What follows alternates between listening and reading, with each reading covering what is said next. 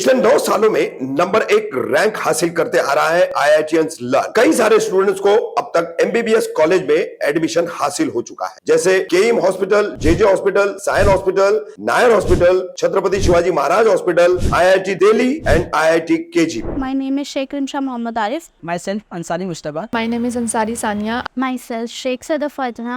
Myself Sheikh Nadeem. My score is 656 in NEET 2024 in my first attempt. मैंने NEET 2024 की preparation IITians learn से की है। मेरा स्कोर 625 आया है। I have scored 611 marks in NEET 2024. I scored marks 600 in NEET 2024. I have scored 99.2 percentile in MST CET 2024. मैंने IITians का 2 ईयर क्लासरूम प्रोग्राम लिया था। अपने 10th के ही बाद अपनी प्रिपरेशन स्टार्ट की।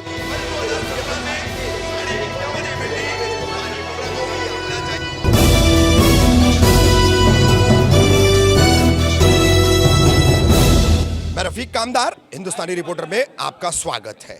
आज मंगलवार 25 जून को कलवा मुमरा की सरहद पर अमित होटल में राष्ट्रवादी कांग्रेस पार्टी अजीत पवार गुट द्वारा एक पत्रकार परिषद ली गई।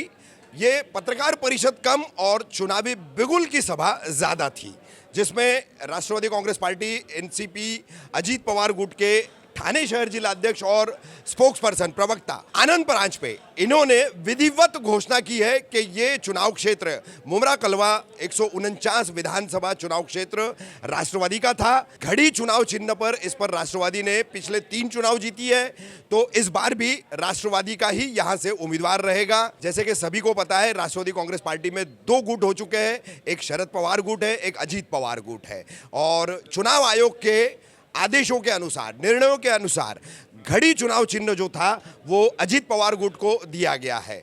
तो क्या इस पत्रकार परिषद में एक लगभग राज्य सरकार से 50 करोड़ की निधि लाई गई है, उसके विकास कामों को लेकर के और चुनावी बिगुल बजाने को लेकर के ये पत्रकार परिषद का खास करके आयोजन दिखाई दिया है। हम बात करेंगे। यहाँ पर पत्रकारों को संबोधित किया था पूर्व विपक्ष नेता, राष्ट्रवादी के गट नेता रह चुके और राष्ट्रवादी में एक ठाणे में अपना मकाम रखने वाले, समाज में भी एक मकाम रखने वाले नजीब मुल्ला साहब और ठाणे शहर जिला राष्ट्रवादी कांग्रेस पार्टी के अध्यक्ष आनंद परांजपे जी और बाकी मुमरा कौसा के तमाम पूर्व नगर सेवक वगैरह जैसे विश्वनाथ भगत हैं, अब्दुल अजीज शेख हैं, पार्टी के जुड़े हुए रफ़ीक शेख है, इब्राहिम राउत है, उस तरफ राजू अंसारी है, कलवा से तकी चेउलकर है। ये तमाम लोग जो है यहाँ पर इन नेताओं के साथ में मौजूद थे। बात करते हैं नजीब मुल्ला साहब से। नजीब भाई, आज ये प्रेस कॉन्फ्रेंस ली गई, 50 करोड़ की निधि शासन से आपने लाई है और ख़ास करके कौसा मुमरा के लिए इन कामों को आपने ऐलान किया है कि किया जाएगा। 1.5 साल पहले भी निधि आई थी आप ही की महायुति सरकार की तरफ से, महा नहीं थी, सिर्फ युति थी उस वक्त, तो उस वक्त भी लगभग 125 करोड़ की निधि कुछ लाने का दावा किया गया था। 55 करोड़, लेकिन आपके साथी जो है वो 125 करोड़ बता रहे, 115 करोड़ बता रहे, कोई 115 करोड़। ठीक है, तो ये 50 करोड़ की निधि जो है एंड चुनावी मौसम में ही लाने की क्या ज़रूरत पड़ी?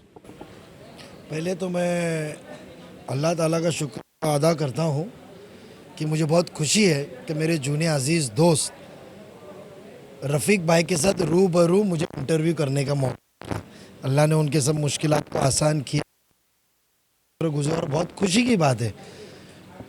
चुनावी मौके पे नहीं लाई गई है ये निधि। बजट के बाद में आचार संहिता, ये पिछले खासदारगी के आचार संहिता के पहले ही आती थी, बट कुछ टेक्निकल अप्रूवल और बजट एलोकेशन को थोड़ी देरी हो गई और 17-18 की आचार संहिता की उम्मीद थी और वो 15 को लग गई। एक दिन देरी होती तो ये आचार संहिता के पहले ही GR आता था। इसीलिए आचार संहिता के अंदर विशेष उठते के साथ, रिलैक्स होते के साथ वो प्रोसीजर को पूरा किया गया और ये निधि को लाया गया।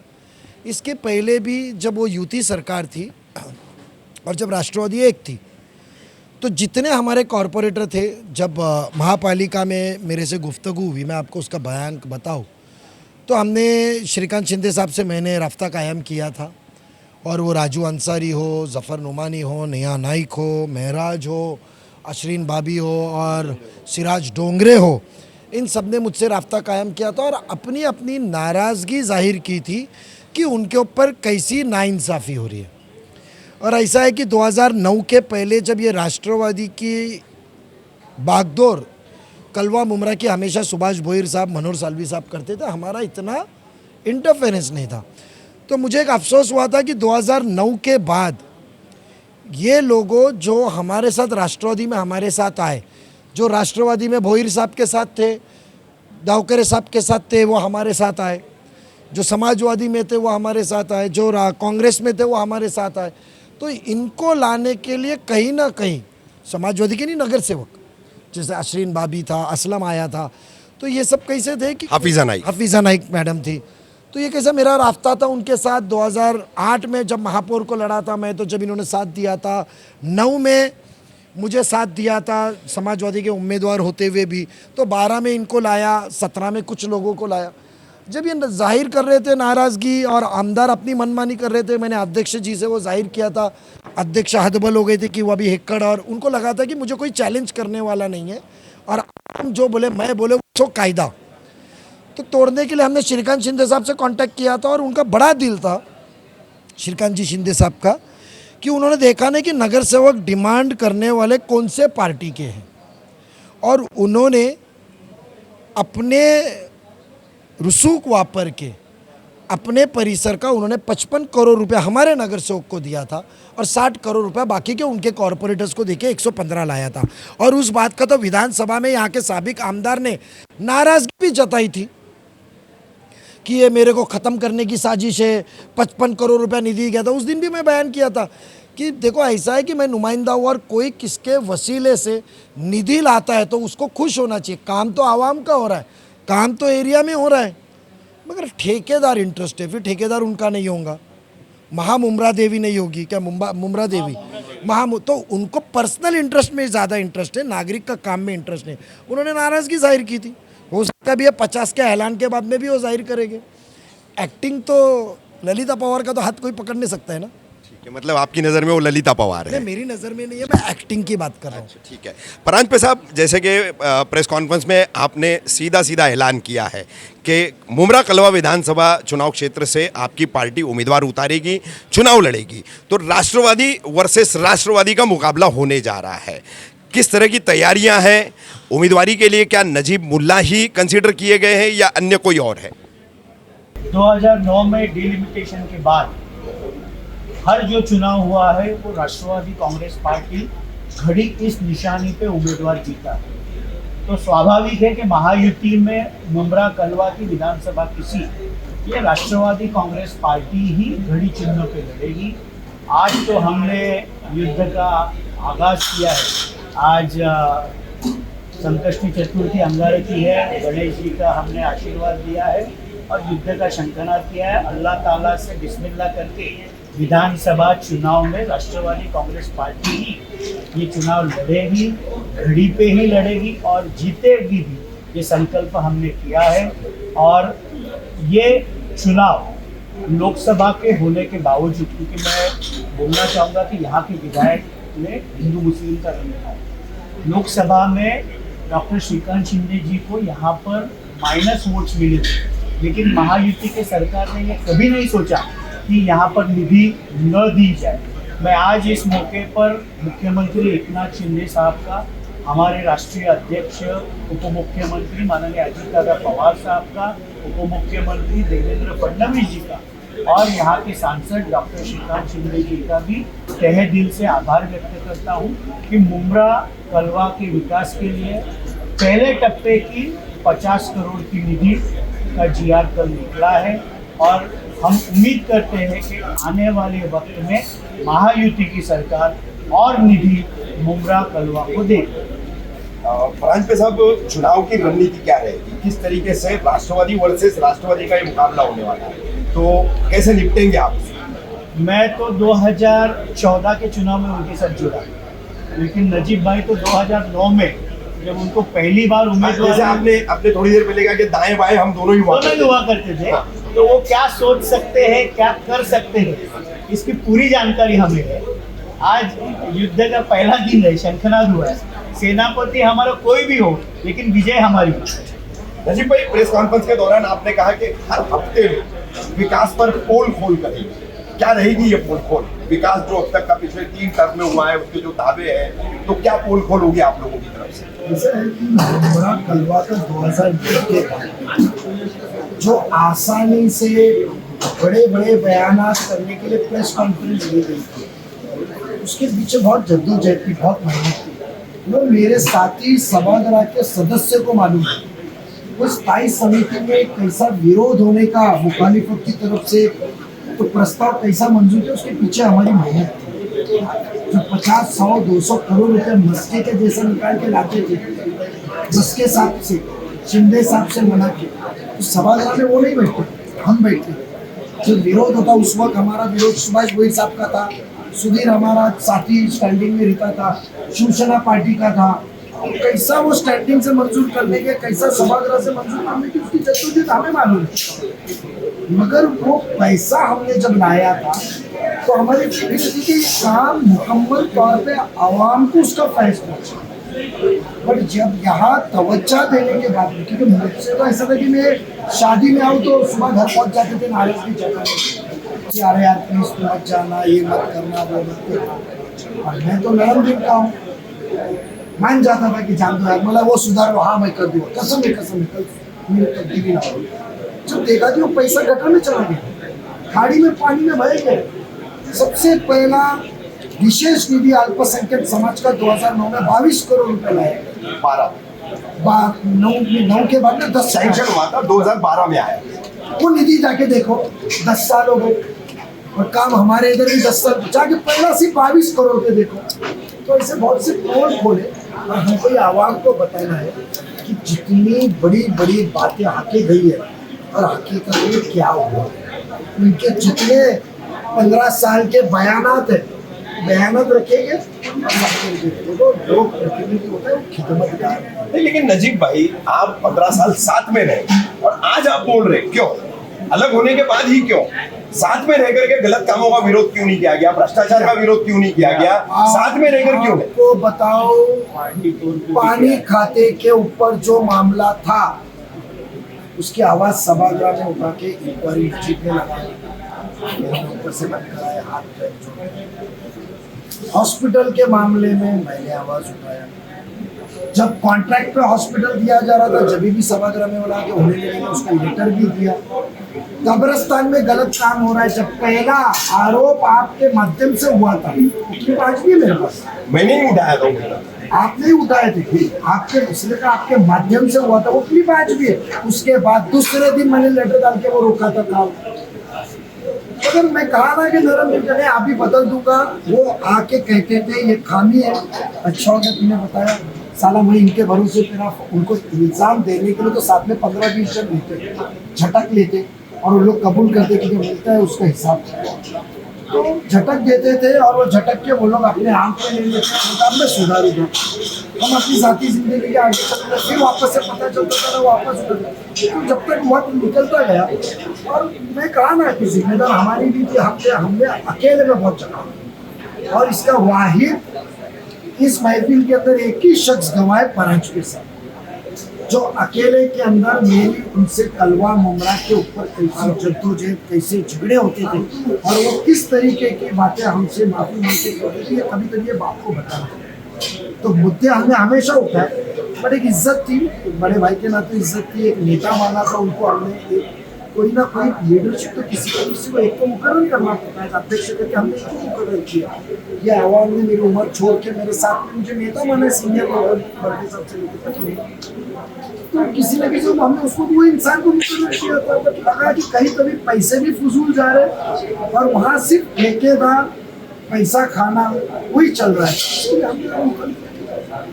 नजीब भाई, कल 26 जून को कोकन ग्रेजुएट कॉन्स्टिट्यूएंसी की होती है, MLC का इलेक्शन, महायुति का उम्मीदवार है बीजेपी के निरंजन डाउन और कांग्रेस उनके साथ में।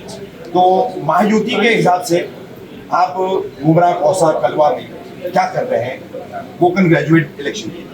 जो वोटर्स है उसकी जिम्मेदारी पार्टी के साथ कर रही है। मेरी आपके जरिए सभी आवाम शख्स है, हमारे शहर में रहने वाला 12 साल का एक्सपीरियंस है और अच्छा काम किया है। कभी कोई कंट्रोवर्सी नहीं है, कभी कोई गलत स्टेटमेंट नहीं है, कभी कोई जात पात नहीं, कभी कुछ नहीं, एजुकेटेड नहीं, कभी भी किसी के पास नरमी से काम लेकर जाए तो काम करके देता है। कोई एलिगेशन नहीं, कोई कंट्रोवर्सी नहीं, और काम आने वाला नौजवान है, तो निरंजन डावकर के नाम के आगे एक नंबर लिख के पहली पसंदीदा होगा ये मैं दरखास्त करूंगा। नजीब भाई, आज आप लोगों ने चुनावी बिगुल बजा दिया है कलवा मुमरा। एक विवाद आपसे जुड़ा हुआ है, बड़ा विवाद है, आप भी जानते हैं उस बात को कि चुनाव आएगा और अगर आप उम्मीदवार होते हैं, पार्टी आपको उम्मीदवार बनाती है, मोस्ट प्रोबेबल तो लोग कह रहे हैं कि आप ही उम्मीदवार हैं, लेकिन अधिकृत घोषणा जब भी होगी तो जमीन छेद हत्याकांड फिर आपके इर्द गिर्द घूमेगा, तो उस वक्त उसका सामना कैसे करेंगे आप? परमार क्यों नहीं आएगा? ज्यादा इब्राहिम के लिए मुझे अवार्ड नहीं निकाला। ठीक है, जो भी निकाले हैं तो ये विवाद आएंगे, फिर इनके क्या जवाब होंगे आपके पास? ऐसा है कि जो फल पे पेड़ आता है उसको सियासत के अंदर एक अलिखित नियम है, जिसको हरा ना सको उसके किरदार को टारगेट करो। तो पहले से मेरे किरदार को इस तरीके से टारगेट करता जा रहा हूँ, मगर मैं आपको कहूँ कि मेरे दिल में या मेरे जहन में या मेरा 1% का भी इसमें कुछ हक मैं सफाई पेश करने जाता हूँ, क्योंकि जो सोच लेकर चलता है वो तो सोच को लेकर आगे बढ़ेगा, क्योंकि उसका जाती मफाद है। तो ऐसा है कि 20% आवाम हमेशा मेरे खिलाफ रही है, 100% तो कोई किसी के साथ नहीं होता है, 20% खिलाफ रही है इलेक्शन में हमेशा। अब कुछ भी हो जाए उसका इल्जाम मुझे, तो मुझे कभी कभी हंसी आती है कि यार इन लोगों ने मेरे को इतना नीचे क्यों गिराया।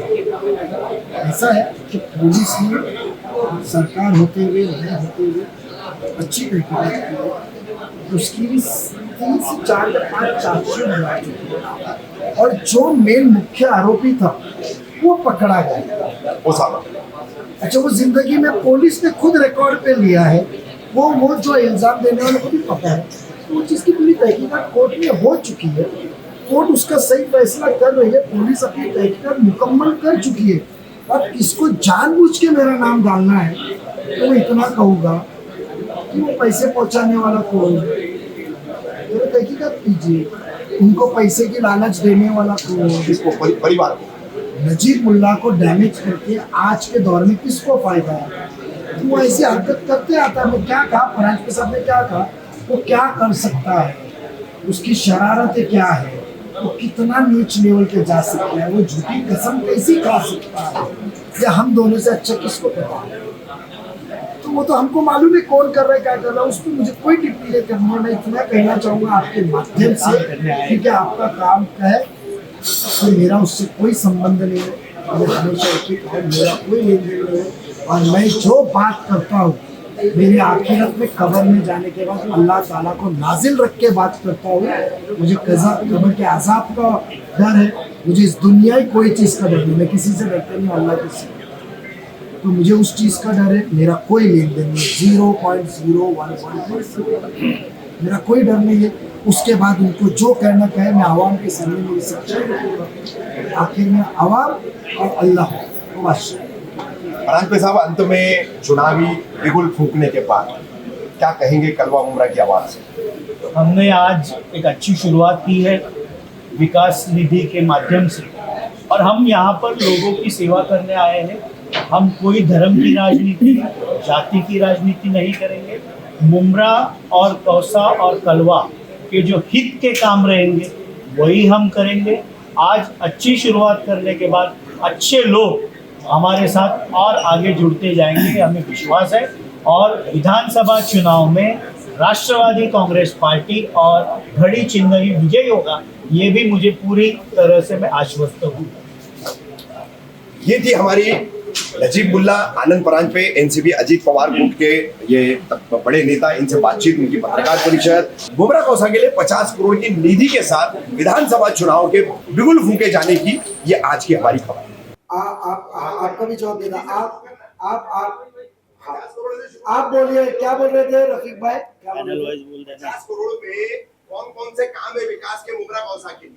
हम लोग आपको इमीडिएटली जो जीआर की कॉपी है, जीआर की कॉपी आपको हम व्हाट्सअप कर देंगे, और पैनल वाइज मैं अमाउंट बताता हूँ आपको कि टोटल 50 करोड़ के अंदर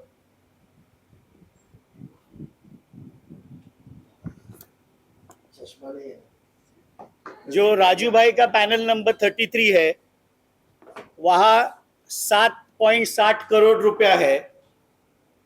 आगे जाके जो मेराज भाई का पैनल है, अश्विन राउत मैडम का पैनल है 32, वहां पर 6 करोड़ रुपया है। आगे जाके 30 नंबर जो पैनल है अजीज भाई और जफर और सबका, वहां 8.40 करोड़ रुपया है। भोलेश्वर केडी का जो पैनल है वहां पर 6 करोड़ रुपया है। जो अनीता ताई और विशु भगत का पैनल है उधर 8 करोड़ रुपया है। और बर्डे साहब का जो पैनल है वहां पर 7.20 करोड़ रुपया है। इसके अलावा जो सार्वजनिक काम है जैसे गार्डन, कहीं पे सुशोभीकरण, उसके लिए 7.5 करोड़ रुपया है। और दीवा का भी हमने कुछ पार्ट उसमें लिया है। 29 नंबर पैनल का वहां 25 लाख है। ऐसे 50 करोड़ के काम है। वो डिटेल लिस्ट आपको जीआरई हम दे देंगे। हम कोई भी मतलब सिर्फ सोच बदलो मुमरा बदलेगा ऐसा नहीं करते। हम डंके की चोट पे सच्चा काम करते हैं। वो लिस्ट हम पूरे व्हाट्सएप पे भी दे देंगे, आपको डिटेलिंग भी दे देंगे। और ये सारे काम हमारे चुने हुए नगर सेवकों ने जो मांग की थी वो दी है। किसी भी अधिकारी जो खुद को यहाँ का सीएम समझता था, ये दुकानें तोड़ दे, फिर वो गरीबों को कभी दुकानें नहीं मिली, जो वो बोले वो कायदा, वो उसको पसंद है तो उसको मुआवजा मिलेगा, ऐसी कोई भी नहीं। लोकतांत्रिक पद्धति से लोगों के बीच जाके लोगों को जो चाहिए था वो देने की हमने कोशिश की है। हो सकता है कि कुछ इसमें खामियां हो, वो भी हम सुधरने की कोशिश करेंगे। इब्राहिम राउत जी आप आ जाइए स्टेज पे। विधानसभा बताया ना पूरा पैनल का मिसाल के तौर पे बताया कि 2 अहम काम आवाम के जरिए आए थे कि मुमरा का जैसा कलवा के अंदर के तो बर्डे साहब और राजनाथ और वो मिल के उधर किए हुए कुछ खारेगांव के पारसिक के काम है, कुछ कलवा के काम है।